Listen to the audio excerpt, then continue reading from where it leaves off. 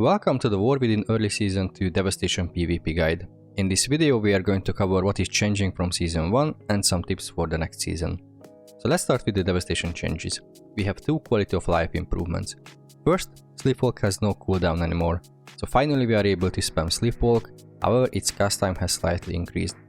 Basically the Dreamcatcher PvP talent now is baseline and it has been removed from the PvP talent pool. With this change we are able to chain CC the enemy healers, feel better for our team, and in general won't have to worry about grinding totems and phase shifts anymore. The next awesome change is that Rescue now removes roots and slows from you and your target, creating a counterplay to our biggest weakness, roots. Before this change you simply couldn't rescue anyone, when either you or them were rooted, which sometimes lost you the game, but not anymore. Now we are able to reposition ourselves more easily against mages, hunters and shamans. It is not known, but Crippling Force has been removed from the game. Unfortunately we won't be able to keep melee players in 80% slow anymore, which is really sad news for us, but probably a good one for them. The next change is for now a bit controversial. We have lost our Hoarded Power talent. If you are unfamiliar with the talent, it basically gave Essence Burst 20% chance not to be consumed, which sometimes enabled us to make extended disintegrate spams. Instead, we got a new talent called Azor Celerity, which adds one additional tick to our disintegrate, but reduces its damage by 10%. This means our disintegrate will now deal damage 5 times instead of 4 in a full channel. The damage of the ticks are slightly reduced, but in the end, a fully casted disintegrate will deal more damage in total. This talent works nicely with causality, as the cooldown of the empowered spells are reduced by each time disintegrate deals damage. The next change is a simple nerf. Scintillation has a chance to proc an Eternity Surge with 50% effectiveness on disintegrate cast. This has now changed to 40%, reducing its damage even more. The removal of Hoarded Power is not the only one that will affect our Essence Burst generation. We're also losing our Season 1 tier set, which was one of the best ones so far. If you don't remember, the 4 set of Season 1 reduced the cooldown of both Shattering Star and Eternity Surge, and gave us Essence Burst on Eternity Surge cast, which resulted in us having 2 granted Essence Bursts every 20 seconds. In Season 2 this is not the case anymore. Instead, we'll get a 2 set that has a chance to proc 3 Shattering Stars to nearby enemies, but only with 50% effectiveness. The big issue is that Blizzard intentionally wants these Shattering Stars not to grant Essence Burst for us, making these Shattering Stars only dealing 25% base damage in PvP, and also making the enemies hit vulnerable for 4 seconds. The 4 set gives a stacking buff after we cast Shattering Star or the Jackpot proc to increase the next Empower spell's damage by 20 or 40%. This is of course also nerfed by 50% in PvP. In short, with the removal of our Season 1 set and Hoarded Power, we won't be able to spam disintegrates as much as we could in Season 1. The only way we can get Essence Burst anymore is either proccing it from Living Flames or Azure Strike, of course by Shattering Star, or if we play the Diverted Power talent from the Scale Commander hero tree. Speaking of tier sets, gearing also gets some changes in Season 2. As Honor is not likely to reset on season start, we'll be able to get full Honor gear for around 11 to 12k Honor.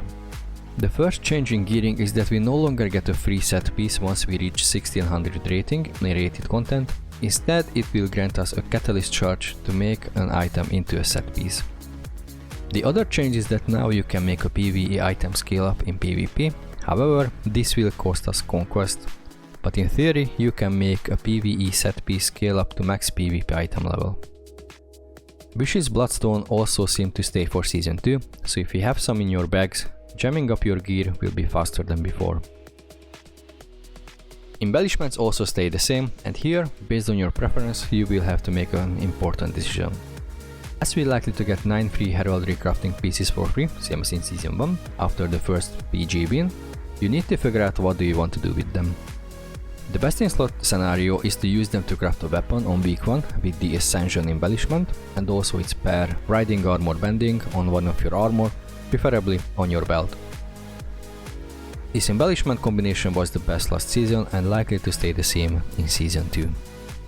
Alternatively, you can use these 3 pieces to have your neck and 2 rings crafted and have 6 gems added to them early in the season. If you don't plan using on Ascendance embellishment, this is also a good scenario, as you can add for example the elemental focusing lens on your rings. You will also get your free weapon on week 3, so in terms of cost efficiency, this is the best gearing method. I'll play 2 Evokers this season, and I'll try both of these gearing methods on them, Ascension and Crafted Weapon on my main, and Focusing Lens on the rings on my alt. For the rest of the gear, for now it's not that easy to say what is going to be best in slot, a lot of changes are expected early in the season. But what I can safely say is to use mastery versatility on your crafted pieces. Weapon, belt, ring, snack, doesn't really matter. We want to focus on getting mastery on most of our pieces while getting close to 30% versatility.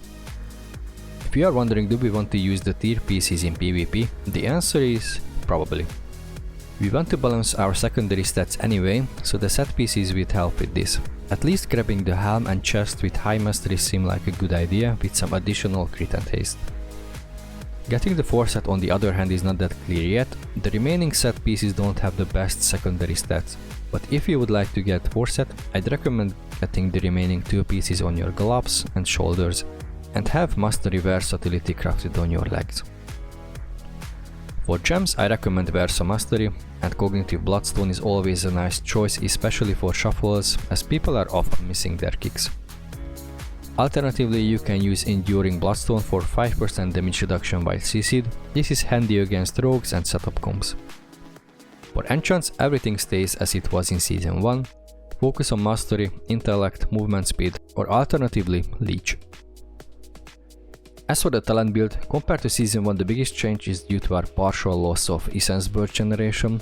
Because of this, investing to Innate Magic seems like a good choice, and with the nerf of Scintillation, you may want to move that point to Imminent Destruction for a better burst window after Deep Breath. I'd recommend using Diverted Power against Extended Battle for some potential Essence Burst procs.